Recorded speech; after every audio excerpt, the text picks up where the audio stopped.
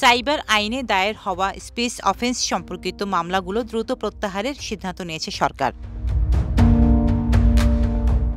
Space offence বলতে মুক্ত মত প্রকাশের কারণে মামলাগুলোকে বোঝায়। এসব মামলায় কেউ গ্রেপ্তার থাকলে তিনি আইনি প্রক্রিয়ার মাধ্যমে তাৎক্ষণিকভাবে মুক্তি পাবেন।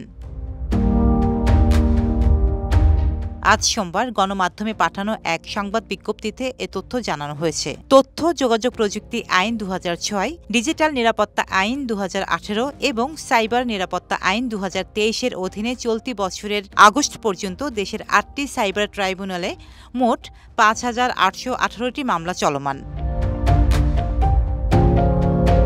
এসব মামলার মধ্যে ডিজিটাল মাধ্যমে মুক্ত মত প্রকাশের কারণে দায়ের হওয়া মামলাগুলোকে স্পেস অফেন্স এবং কম্পিউটার হ্যাকিং বা অন্য কোনো ডিজিটাল ডিভাইসের মাধ্যমে জালিয়াতিকে কম্পিউটার অফেন্স হিসেবে চিহ্নিত করা হয়েছে।